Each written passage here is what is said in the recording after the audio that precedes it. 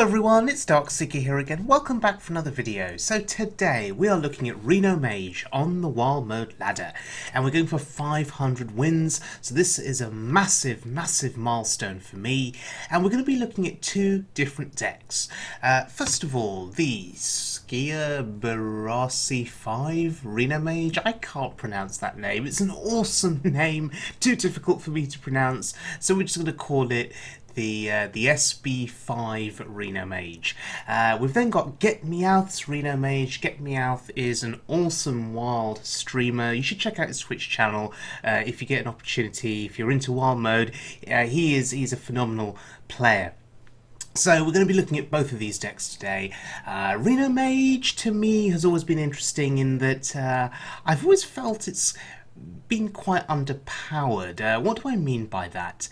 It feels like you're reacting to stuff that your opponent does, and you just keep reacting, and then eventually find a way to kill them. There often doesn't seem to be very much aggression behind Reno Mage. That's how I've always felt about it compared to, let's say, a Reno Warlock, which may have some more active threats and demons that come down to the board and that can do damage and that can do things. You know, so I don't know, Reno Mage to me has always felt a little underwhelming, I guess. I think that's a better word to use. So I've never played a huge amount of it, but it's got Frostlich Jaina, which is one of my favourite cards in Hearthstone, so any excuse to play Jaina and I'm all over it. But anyway, the SB5 Reno Mage has got some cards that are quite different to the Get Meowth Reno Mage. Let's start by looking at some of these differences. So, Leyline Manipulator in the SB5 deck. Leyline Manipulator, I guess, is all about getting some value on cards that did not start out in your deck. Primordial Glyph can give you a card that didn't start out in your deck. You know, so can Kazakus, for that matter. So there are some examples of where you can get access to cards that didn't start in your deck.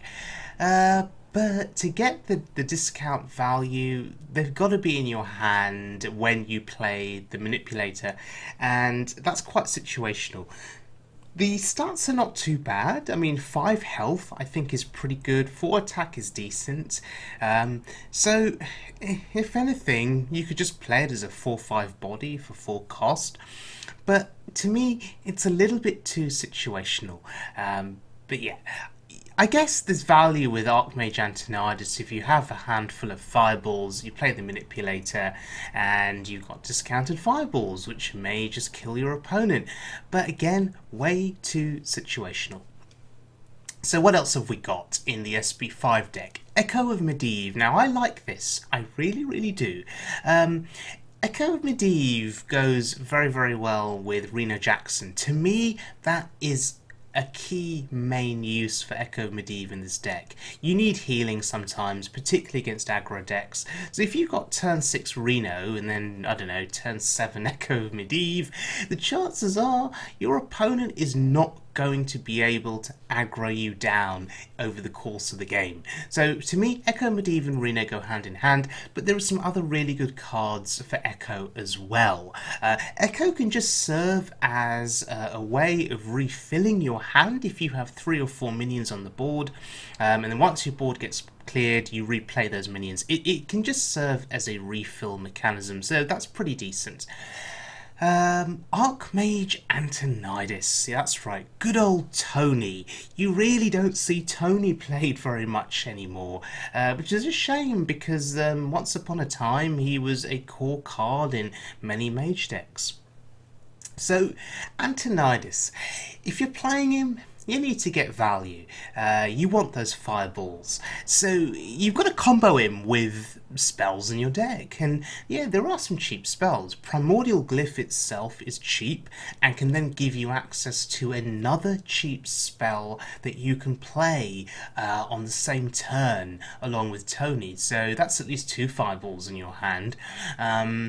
So yeah, Antonidas is I think, he can be a bit slow sometimes. I mean, it doesn't help against aggro if you're nearly dead and you get a couple of good fireballs in your hand. Well, that doesn't do anything. If it doesn't kill your opponent the following turn, you're just going to be dead to their aggressive board anyway. So yeah, Tony could be a bit slow, but there is the interesting addition of the Emperor. So if you play the Emperor and you have Antonidas and a load of spells in hand, all of a sudden you could find yourself with 4 fireballs in your hand rather than 2, because the spells that combo with Tony were a lot cheaper due to the Emperor. So back in the day, I think about a year ago, a couple of years ago, one of my favourite decks used to be Tempo Mage with spare parts and mechs along with the Emperor and Antonidas. And, you know, you just discount a whole load of different spare parts, play them for no cost with Tony, and just get a ridiculous number of fireballs. It was incredibly fun. Now, this deck doesn't follow the same kind of strategy, but the concept is similar. Play the Emperor, make sure Tony's in hand, make sure you've got some spells in hand, and maybe your chances of winning the game increase. So that is the SB5 Reno Mage. Now let's look at the Get Meowth deck, which is slightly different. The Get Meowth deck, first of all, runs Arcane Artificer. Yeah, I guess it's armor gain. There aren't that many expensive spells in the deck. I mean, yeah, there's a few. There's Flame Strike, Meteor, Blizzard, but that's the extent of your expensive spells. Beyond that, you've got lots of cheap spells like Secrets, Volcanic Potion, Frost Nova, Arcane Intellect, and so on. These are quite cheap. So, do you really get value with the Artificer in this deck? There is an argument to say that even comboing an Artificer with a 3-cost spell to gain you 3 armor can be decent in an emergency situation where every little bit of extra armor can help you survive and win the game, particularly if you're going up against aggro. If you are in a position where the Artificer comes down and your opponent doesn't have a board that can remove it, then you could perhaps chain it with a whole load of other cheap spells the following turn and just get loads of armor. So yeah, I guess there's a bit of an emergency heal, if we're counting armor as health, then yeah, I guess it's okay, but not so sure about it. In a deck that can play Reno Jackson, and particularly in a deck where you have Zola, to, I don't know, get a copy of Reno back to your hand, or a copy of Kazakus back to your hand, I don't know if Artificer is really needed. There are other ways of healing in this deck, as I say, with Kazakus Potions, with Reno. Is it really needed? Does it make that much of a difference? Considering there are so many cheap spells. So we'll try it out and we'll see what we think. So, Sludge Belcher, one of my favourite cards in the game, one of the best taunts in the game. It is a double-layered taunt. Those of you that have watched my videos historically will recall that I keep referring to it as a double-layered taunt. Yes, that's why it is so good. Once it dies, you get a slime that comes out. It's annoying to punch through both bodies. So, if you're playing Belcher, then you may as well play Enzoth, or N'Zoth. What's the correct way of saying it? Depending on the video, I seem to alternate between different pronunciations. Let's go with Enzoth. So, Sludge Belcher combos nicely with Enzoth. What else have you got in this deck that's a Death Rattle minion that gets you some value? Mistress of Mixtures, strangely, getting that back to life is perhaps quite important in an aggro matchup, assuming you've lasted all the way till turn 10, obviously. But getting back a Mistress can make all the difference in terms of just getting a little bit more survivability, a bit more health back. But of course, one of the main attractions for Enzoth in this deck is Pyros.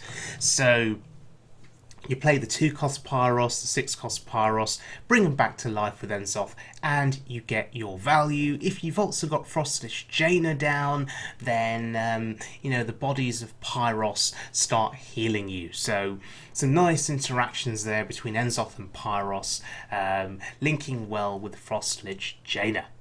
So, yeah, there's enough death rattle value, I guess, to make N'Zoth work in this deck. But having said that, I think there is an argument not to include him, in that it feels a bit greedy. You have Frostlich Jaina. Do you really need N'Zoth the Corruptor? And I think Get Meowth toyed with the idea of removing N'Zoth. So I know his version of Reno Mage has gone through a number of different iterations. This is one of those iterations, so it may not have been his final iteration. But as you can see, the SB5 deck does not play N'Zoth the Corruptor. Again, the argument being Frostlich Jaina is enough for generating endgame value. You don't need N'Zoth. But having said that, I can see the argument for N'Zoth. Frostlich Jaina can generate water elementals, but it may be that you can only generate one per turn, and on some turns you may not be able to generate any water elementals if your hero power cannot connect in the way that it's supposed to. So yeah, actually N'Zoth is decent in that it can just bring you back a board full of bodies that can then do something the following turn. It is sort of high impact, not on the immediate turn that you play it, but on the following turn.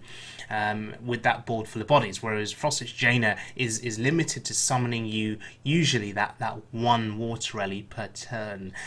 But over the course of the long game, that value from the water elementals adds up, and your opponents are forced to deal with them, perhaps expend more resources than they would like, dealing with each water elemental one at a time as they come out. Whereas with N'Zoth, you get that board full of minions, but hey, a twisting nether can remove that board in one go, more or less. So yeah, there's arguments for including N'Zoth and not including N'Zoth. Anyway, that's enough of me talking. You must be bored by now. Let's have a look at each of these decks in action. Again, going for 500 wins. We're going to start off with the SB5 Reno Mage in action on the Wild Mode ladder. Okay, so we're starting out against a Paladin here. And this is not a bad opening hand, and this hand just got even better if this is aggro Paladin. I will cast a spell.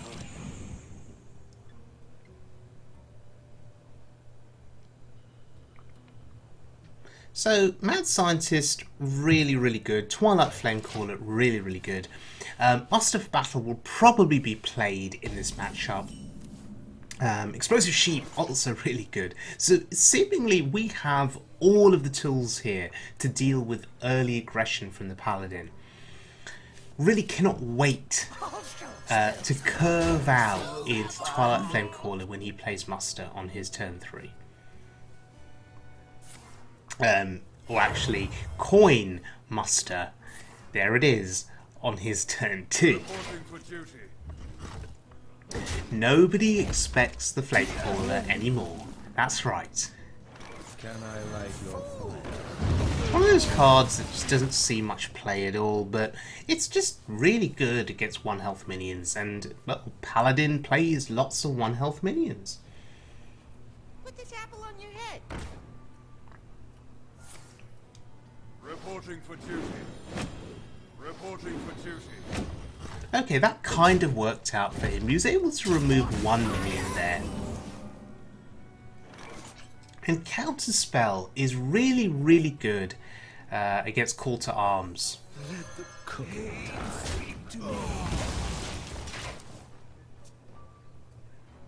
So far, so good. But as you can see with this deck, it's a reactive deck.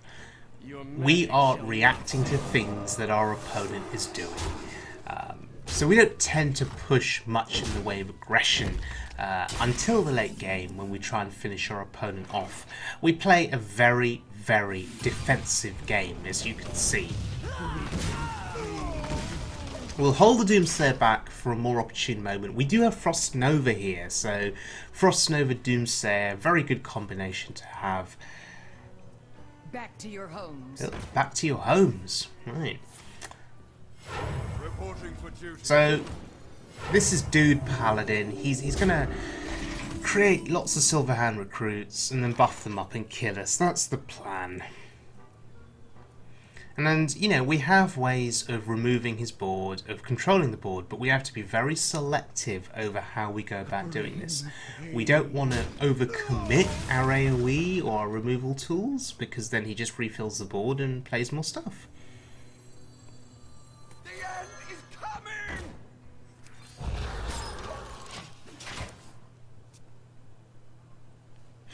I think this is fine. For a moment, I wasn't going to commit Your magic shall not. the Frost Nova, but I thought, okay, why not? Let's try for it. And I've been punished now by the silence, and punished perhaps for my indecisiveness, but it's okay. It's fine. We're still in a reasonably good position, and I am trying to get my head around this deck. I don't play very much Reno Mage at all, so my plays are not going to be entirely optimal, to say the least. But anyway, we're setting up here for a potential explosive sheep.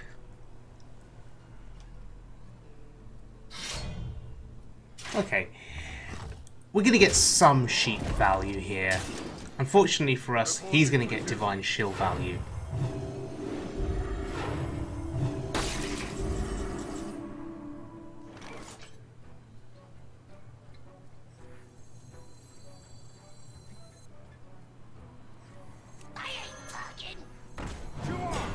Oh, that's really good for us.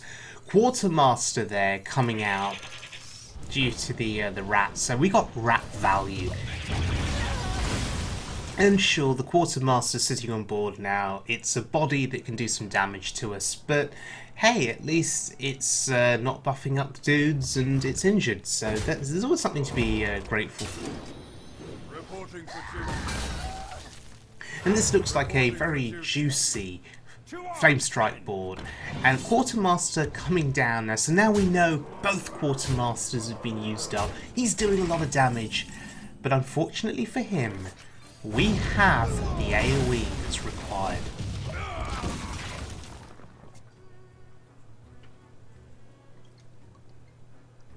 Still thinking about the early part of that game, my use of Doomsayer and Frost Nova. I just don't feel it was optimal. I don't feel it was great. That indecisiveness is just not great for me, but it is what it is, and you don't want to dwell on things for too long. That counterspell value was phenomenal, and now the value chain starts. And I'm contemplating killing a 1/1 here. I'm just conscious of, I don't know, Sunkeeper Tarim buffing up those 1/1s. That'd be 12 damage to my face, which is not what I want to take. Reporting for duty. Alright, here's a Stegodon.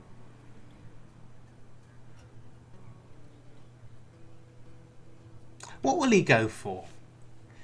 Ideally, he wants to get the health values of these minions buffed up, because otherwise they're just vulnerable to hero power. So, he's taking his sweet time. He's really thinking this through.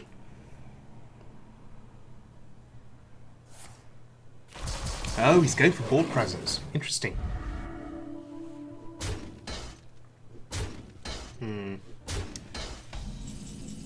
This is actually looking really bad for us now. I mean, yeah, we can heal, but it's still looking bad for us.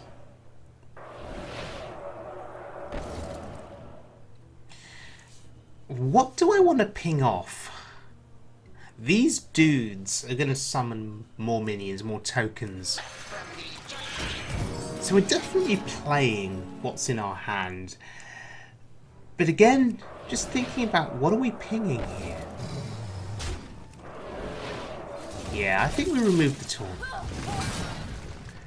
So we get 2 Water Ellies on the board here, plus a Pyros that can heal. We're still staring down a lot of damage, but now as the turns go on, we can just keep healing, so it's going to be fine.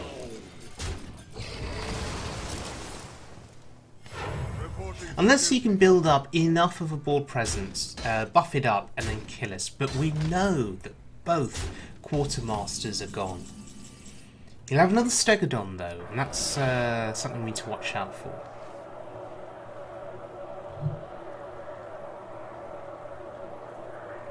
Again, I'm not keen on killing these dudes because they just summon other minions. But can I afford to leave these Silverhand recruits on the board for much longer? Again, what happens if he gets a buff effect on them? Are we out of danger now? I think we are. Our health total is reasonable.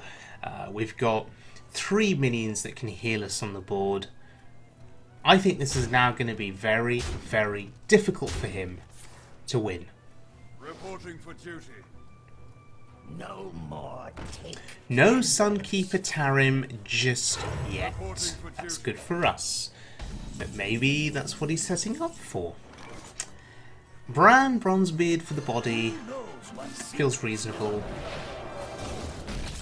And once again, we're just reacting to what he's doing. We're not pushing aggression, we're just reacting.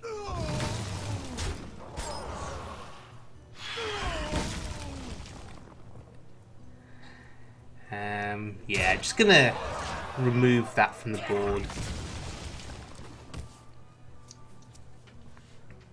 Just want to keep as less on the board as possible that he can actively use on a given turn. Yeah, just again, worried about Sunkeeper Tarim there.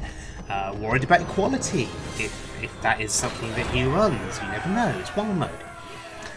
So, let's look at one other game now with this very interesting take on Reno Mage. Leyline Manipulator. Absolutely interesting. Babbling Book seems to be my go-to card. Oh look, there's Reno. We started the last game with Babbling Book. We start this game with the book. And if this is Pirate Warrior, then Kona Cold is pretty decent. Oh look, it actually is Pirate Warrior. Pirate Warrior has become a bit of a rarity now. You don't see it much anymore. I went face there with the Babbling Book because I know I've got a Volcanic Potion. So I could have traded, but I don't see the point. See, the idea is the book could absorb 2 damage here. No, the damage all goes face. Wow, that book was useless. Okay. On that basis now, there's no need to play Volcanic Potion. Frostbolt trade is nearly just as good. We leave a pirate on the board, but it's going to be fine. He's not threatening that much damage at the moment. So I think we're in a good position.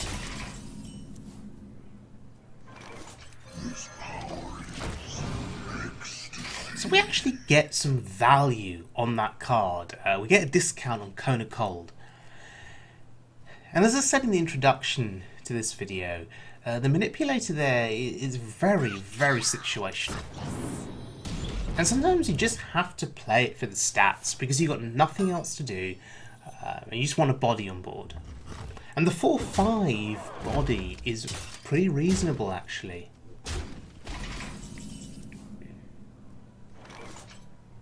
So I just need to decide now about how to go about this.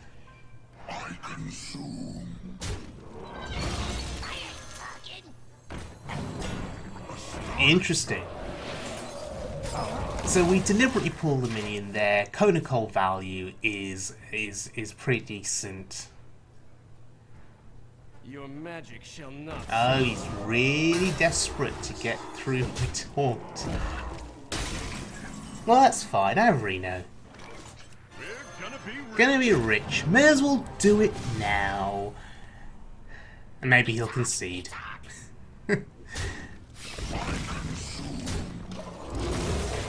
he now has to do all of that damage all over again. And we have Flame Strike, we have Volcanic Potion, we have tools now to safeguard our face. Astonishing. Yes, astonishing. My blade be thirsty. Again, we do want to be selective with our AoE. How much do we want to commit? How scared are we of that frothing berserker? Oh look, unlimited healing. There is Echo of Medivh. Ooh, Flame Lance. That's pretty decent. But you know what? Echo of Medivh, just way too good here. We kill the Frothing Berserker, which was the main threat, and we get Arena Jackson back to hand. If there was ever any doubt as to the outcome of this game, I don't know why he hasn't conceded yet. I don't think there's anything he can do to kill me fast enough here. Just to get through the healing from one Reno, let alone 2 Reno Jacksons.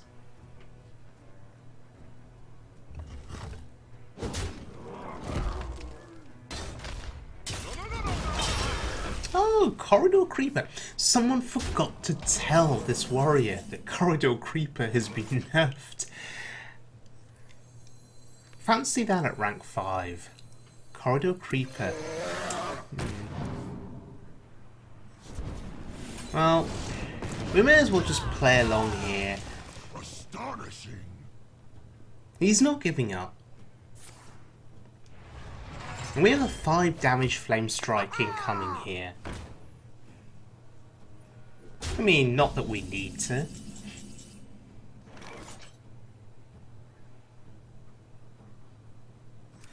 Here's one just blizzard.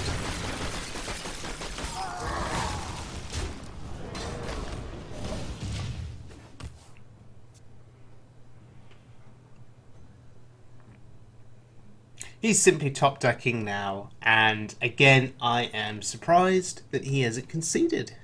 I'm surprised this game is still going. And there's the second nerfed Corridor Creeper.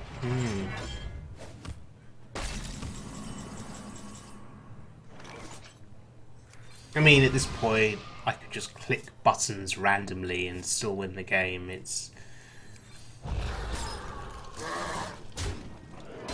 I think what I'm hoping for is the opportunity to play a second Reno Jackson. So, do you know what?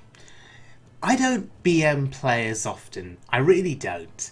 But here's an opportunity to BM a pirate warrior who is responsible for so many losses for me, just going back historically, that any moment I can BM them. I'm just going to do it. Yeah, all of those memories of losing on turn 5 to a pirate warrior. This is my chance for revenge now. And he's been a good sport about it. He's not conceding. He's trying his best, fighting his heart out until the very last moment. What now? Well, He may be thinking that by me pinging my own face that I'm going to give him this game, that I'm going to take pity on him and I'm going to let him win. I have no such plans. Although, I guess, is there a way for him to punish me? For him to somehow do enough damage to kill me if I just keep pinging my face and prolonging this game? Let's not take any risks at all here. Let's let him know we mean business. Playing the second Reno Jackson. Now, what else can we do to make this game interesting? Forget Kazakus. Now that would be fun. Brand Kazakus. I'd quite like a 1-cost potion. I don't often play or choose 1-cost potions. Oh well. I think he realised that we were just toying with him. But there it is. 500 wins with Mage. Feels amazing. Okay, so 500 wins with Reno Mage getting us there. That's a pretty good feeling. So that was SB5's Reno Mage. Interesting card choices, you know, with the Leyline Manipulator, Echo of Medivh. Interesting deck.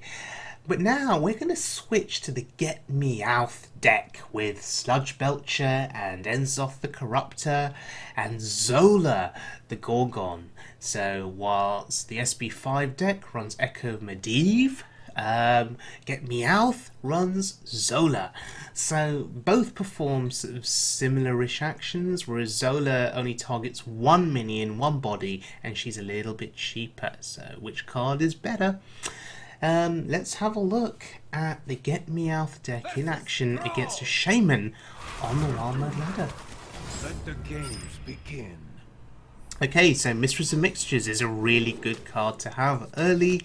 I'm keeping the Polymorph because if this is an aggro Shaman, then we know that 4 mana 7/7s are going to be coming down.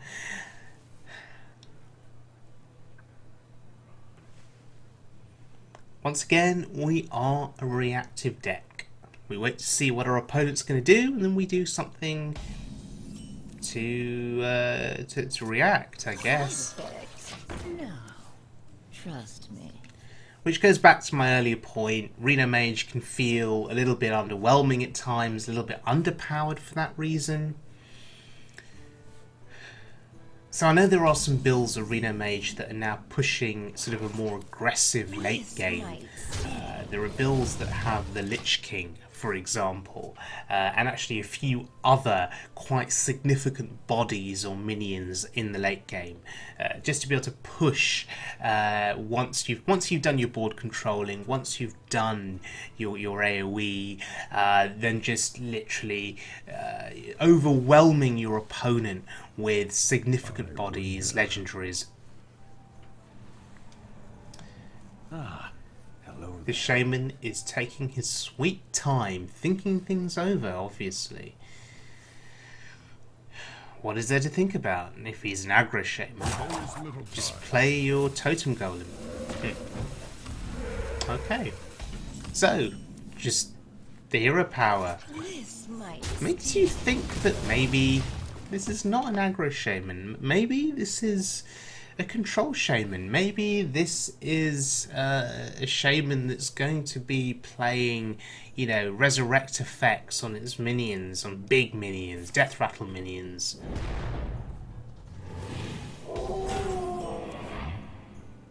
Yeah, it looks like aggro Shaman.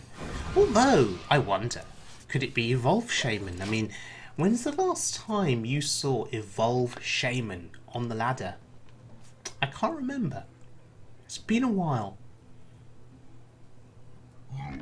Oh, there it is, Totem Golem. Okay, so this really does look like an aggro Shaman.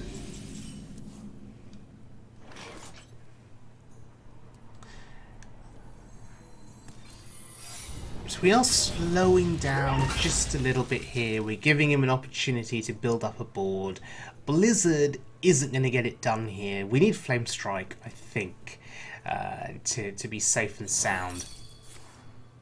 Ice Barrier buys us just a little bit of time there. Not much, just a little bit of time.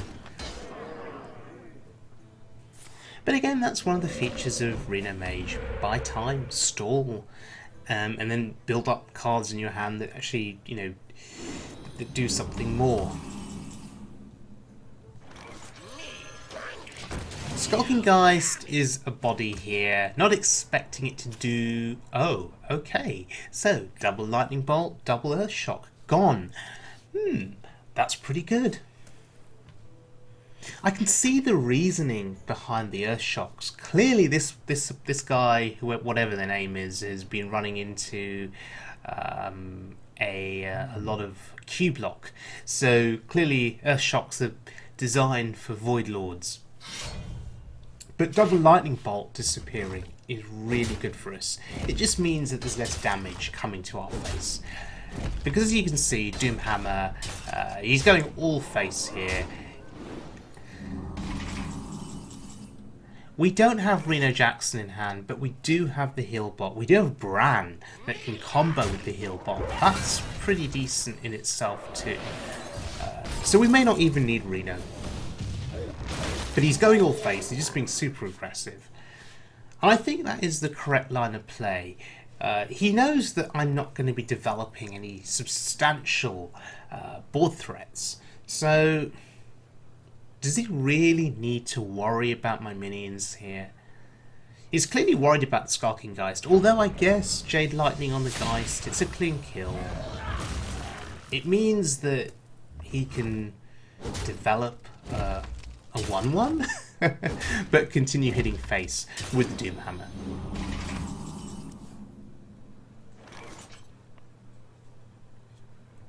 Okay, so Dirty Rat. What happens here? That could have been worse. If that had brought out a 4-mana 7/7, I've got Polymorph, but this is fine. Dirty Rat blocking the Doomhammer there from hitting our face. Pretty significant.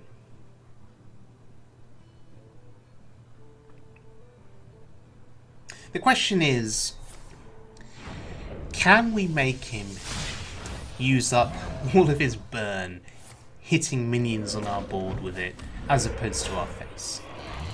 Oh god. Whirling Zappermatic. Now, here's a card that is also responsible for me losing a few games back in the day. You know, you think Pirate Warrior is bad. Before Pirate Warrior, there was this aggro Shaman with Whirling Zappermatic. Oh god.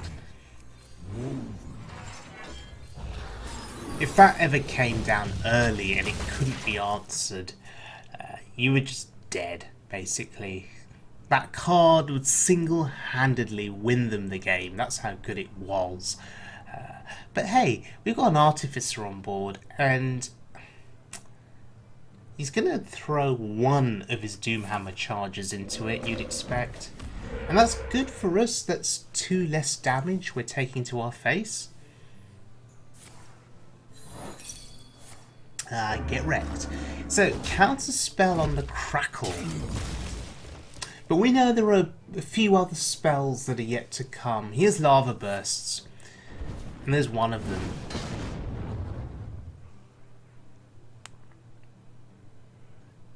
We have to get rid of that Whirling Zappermatic. Kazakus could be our out here. Or do I want a heal bot instead? What does that do? Heal bot heals me for 8, but there's more than 8 damage coming to our face. So Zola on the heal bot there. That's reasonable. I think you'd prefer Zola on Reno, but I'll take Zola on a heal bot. I think what stopped me from playing Kazakus is I was feeling greedy. I wanted a Bran Kazakus turn, a comfortable Bran Kazakus turn is what I wanted. But I may need to accept that I'm not going to have an opportunity to get that. And why is he trading? Oh, he's got another one. Of course. So there is a lot of damage on board. We've seen one Lava Burst, we've seen one Crackle. So we could just be dead if we don't heal up or remove this board. So out of desperation now, I'm playing Kazakus. We get the 4 damage AoE. That's all I wanted out of this. And that has pretty much ensured, I think, our victory in this game now.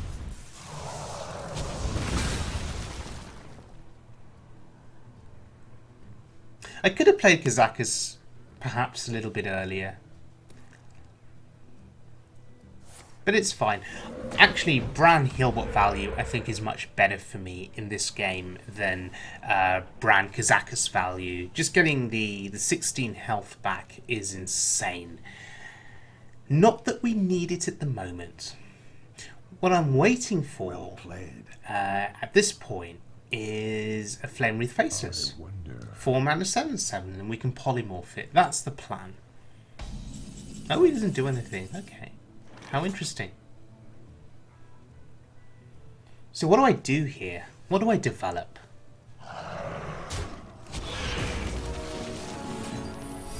Seems wasteful to have traded the 5/5 there. Do I value doing 5 damage to his face or removing a totem? I think the trade was fine. Again, we are not a deck that typically pushes aggression. We wait until we've exhausted our opponent of all of their threats, removed those threats from the board, and then, eventually, very slowly, we start pushing damage to our opponent's face.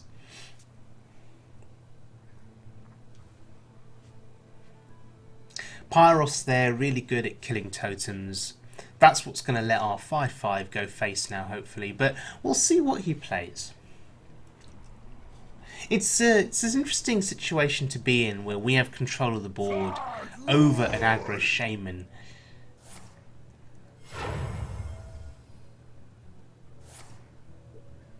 And when the aggro Shaman is forced to use burn spells on your minions, you know that there's no hope for them.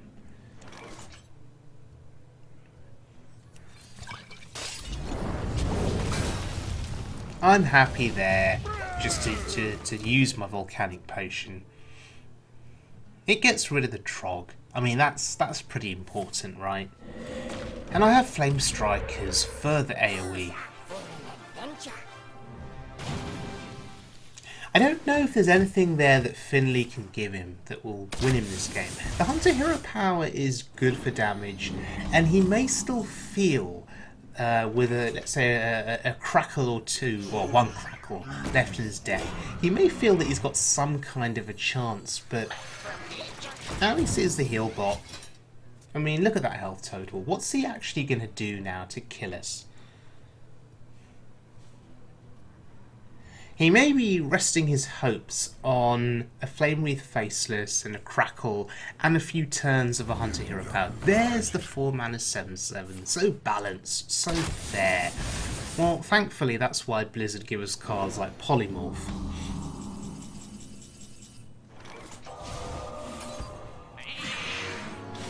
And now I'm pushing face damage. I'm now saying, to hell with your board. I don't care about your sheep, your totem, or your murloc. There's a Sludge Belcher there, and you don't run Hex. You don't run Devolve. You're an aggro Shaman, so I feel safe. Oh, you run Lightning Storm. Now that's interesting. Oh wow, he still can't get through the Sludge Belcher. Very unfortunate low roll there for him. But even then, I mean, seriously, it wouldn't have helped him. We'd get the slime back, and we've still got Pyros on board. They have a Flame Strike to control any more stuff that he puts down. Oh, well, there's the second Crackle gone. So I believe we've seen 2 Crackles, Doomhammer, we've seen Lava Burst. He's now going to be running out of options. And in the absence of a Taunt Totem, in the absence of Devolve, in the absence of Hex, that 10/10, well, that's just lethal. I assume that he doesn't run any substantial taunt minions in his deck. Yeah, it's over. Even if you'd played Feral Spirit, we've got the Flame Strike. So yeah, that is the Get Meowth deck. the Get Me Out Reno Mage versus the SB5 Reno Mage. So both decks are super fun to play, first of all. Both decks need a lot of skill to play, and I think I got better as the games progressed. I don't think my plays were perfect, but I think they were reasonable enough to get me through these games against some pretty heavy meta decks, particularly aggro Shaman. You see a lot more aggro Shaman now than you did before, particularly with the nerfs to Pirate Warrior. I think more people have gone back to aggro Shaman. So, which deck do I prefer? This is a very, very good question. I'm going to go with the Get Me Out deck, just because of the Sludge Belcher, which I think has been quite helpful, just serving as a double-layered taunt. And I really, really like Zola the Gorgon. Yes, it's slightly cheaper than Echo of Medivh. Yes, it only targets one minion, doesn't return all of the minions on your board to hand, but it is cheaper and it does put a 2/2 body on the board. That in itself can be pretty useful to have. So yeah, I'm going to go with the Get Me Out deck, but I can certainly see the potential of the SB5 deck. I can see the potential of Leyline Manipulator. I just think it's a little bit too situational, but maybe the deck could be tweaked to make the Manipulator work a bit better. I can see the potential of Emperor discounting Antonidas and discounting a few cheap spells to get you some fireballs. I can see the reasoning behind not using Enzoth the Corruptor in the SB5 deck. Is Enzoth too slow? Sure, you can get back, you can get back a couple of Pyros bodies, plus some other Death Rattle minions if you include them. In the case of the Get Me Out deck, I mean, what do you have that comes back to life? You do have, let's just count this, you've got Sludge Belcher and 2 Pyros bodies, a Mad Scientist and a Mistress of Mixtures, and maybe an Explosive Sheep to top it all off. Yeah, I guess it's okay, but if you are playing Enzoth, then maybe you also want something like a Sylvanas, for example, some more high impact Death Rattle minions to accompany Pyros. So yeah, I can see the reasoning for not including Enzoth. But anyway, thank you very much for joining me, everyone. If any of you guys that are watching this play Reno Mage, you've got some cool Reno Mage decks that you want to share, please do so. I'd be very interested in seeing what you guys have come up with. And I'll see you all again very soon for more Wild Mode fun.